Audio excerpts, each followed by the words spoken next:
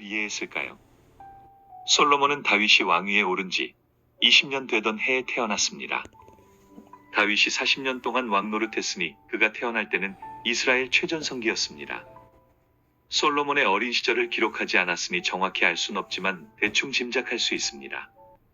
그는 경제적으로 윤택하였고 왕자로서 왕실에서 사랑받으며 자랐을 것입니다. 한마디로 솔로몬은 금수저를 물고 태어났습니다. 반면에 다윗은 흙수저 출신이었습니다. 그는 어려서부터 양치는 목동이었습니다. 목동은 예나 지금이나 가장 천한 직업 중 하나입니다.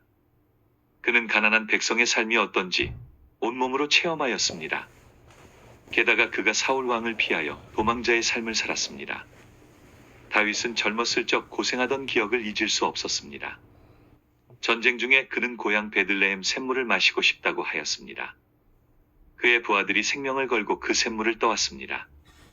다윗은 차마 그 물을 마시지 못했습니다. 물 한 잔 가져오기 위하여 그들이 흘렸을 피와 땀이 얼마나 소중한지 알았기 때문입니다. 다윗이 이스라엘의 성군으로 인정받는 데는 하나님의 뜻을 순종한 면도 있지만 가난한 백성을 사랑하는 마음도 있었기 때문입니다. 솔로몬은 다윗과 달랐습니다. 그는 지혜로운 왕이었습니다. 그는 외교에도 탁월하여 40년 재위 기간에 전쟁이 한 번도 없었습니다. 그는 이스라엘 역사상 가장 큰 영토를 통치하였습니다. 겉보기에는 정말 훌륭한 왕 같지만 그는 가난한 백성의 아픔을 헤아리지 못했습니다. 열왕기 저자는 그가 하루에 먹어 치운 음식을 자세히 기록하였습니다. 가는 밀가루 30섬, 거친 밀가루 60섬입니다. 공장에서 밀가루를 대량 생산하는 현재로 생각해도 엄청난 양입니다. 3000년 전 밀가루를 만들기 위해서는 많은 노동력이 필요했습니다. 그 당시 밀을 타작하는 방법은 밀을 단단한 땅바닥에 놓고 소가 밟았습니다. 그 후에 사람들이 일일이 곡식 나달을 주었습니다. 그 수고로움을 상상해 보시기 바랍니다. 그리고 거둔 나달을 커다란 맷돌에 넣고 돌렸습니다. 보통은 소가 맷돌을 돌리지만 소가 없으면 사람이 직접 돌리기도 했습니다. 대개 굵은 밀가루가 나오고 가는 밀가루는 극히 적었습니다. 명절이 아니면 밀가루로 빵을 만들 생각도 못했습니다. 베들레헴의 부자로 알려진 보아스도 추수할 때 볶은 곡식으로 점심을 먹었습니다. 빵집이라 알려진 베들레헴도 부자가 빵을 만들어 먹기 힘들었습니다. 솔로몬은 그 귀한 가는 밀가루를 하루에 30섬이나 먹었습니다. 고기는 얼마나 먹었을까요? 살진 소 10마리와 초장의 소 20마리와 양 100마리. 게다가 미식가만 먹는다는 수사슴과 노루와 암사슴과 살진 새들을 먹었습니다. 이걸 하루에 다 먹어치웠습니다. 물론 솔로몬 한 사람이 다 먹었을 리 없습니다. 그의 부인이 1000명이고 부인이 데리고 온 시녀와 내식 군사들도 같이 먹었습니다. 백성은 굵은 가루도 얻기 힘들어 나달을 그대로 볶아서 먹었는데 솔로몬은 볶은 곡식은 딱딱하다고 평생 입에 대지도 않았습니다. 솔로몬 시대가 태평성대라 하지만 백성은 그림의 떡이었습니다. 더 놀라운 사실은 솔로몬이 마구간을 40,000채나 지었습니다. 그 수가 어마어마해서 성경학자들은 역대하에서 말한 4000채가 맞는 게 아닌가 했습니다. 솔로몬의 잘못을 숨김없이 기록한 열왕기 저자와 솔로몬의 잘못을 가능하면 숨기려고 한 역대기 저자의 차이를 여기서도 볼 수 있습니다. 그뿐 아니라 말이 끄는 병거 1400대, 마병 12,000명을 두었습니다. 이스라엘 12지파는 왕이 먹을 식량과 말과 마구간을 운영하기 위한 보리와 집단을 상납했습니다. 문제는 이스라엘 대부분이 산악지대여서 말이 필요하지 않다는 사실입니다. 다윗이 블레셋과 전쟁하여 말을 노획하였습니다. 그런데 말이 전혀 필요 없었기에 말의 힘줄을 모두 끊어버렸습니다. 다윗을 반역한 압살롬이 도망치다 머리카락이 상수리 나무에 걸려 죽은 이야기가 있습니다. 그때 압살롬이 탄 것은 말이 아니라 노새였습니다. 산악지대에서는 말보다 노새가 훨씬 유용했습니다. 말은 대평원이 있는 이집트나 메소포타미아에서 유용합니다. 말은 전쟁을 위한 동물이지만 노새는 산악지대에서 짐을 나르는 동물입니다.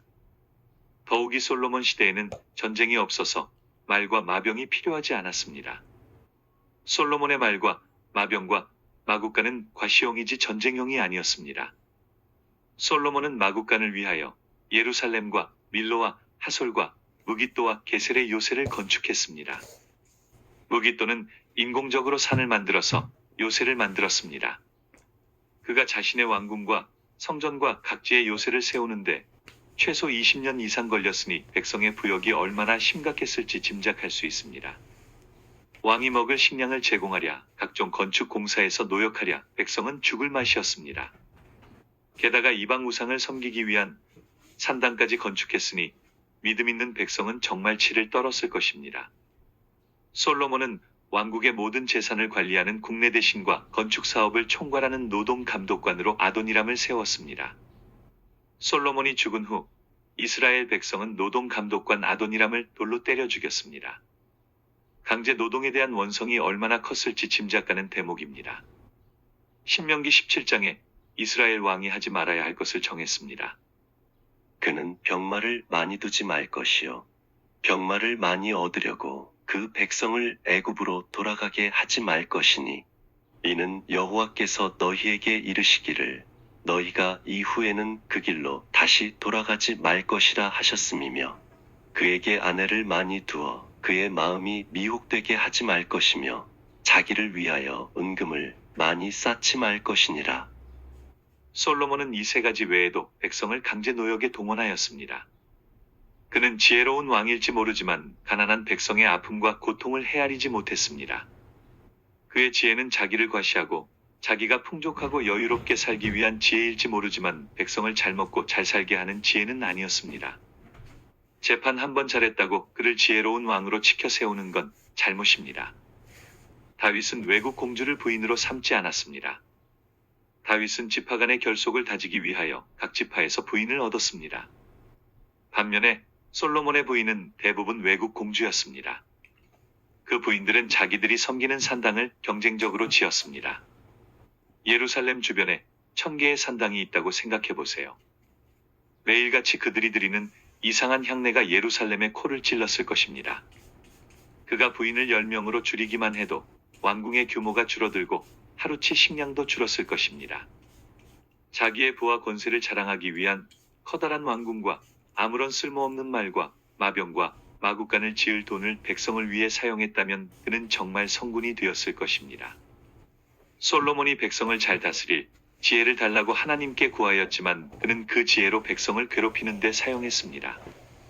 결국 솔로몬이 죽은 후 이스라엘 11개 지파가 솔로몬 집안에 등을 돌리고 나라는 둘로 갈라졌습니다.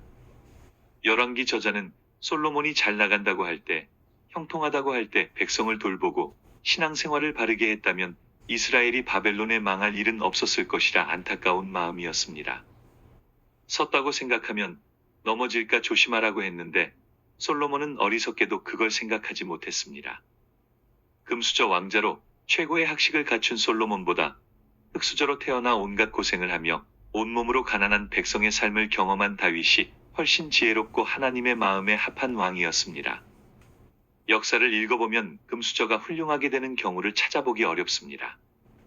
하나님께서 세상에 미련한 것들을 택하사 지혜 있는 자들을 부끄럽게 하시고 세상에 약한 것들을 택하사 강한 것들을 부끄럽게 하시며 하나님께서 세상에 천한 것들과 멸시받는 것들과 없는 것들을 택하사 있는 것들을 폐하려 하시는 까닭을 솔로몬과 다윗을 통해 알 수 있습니다.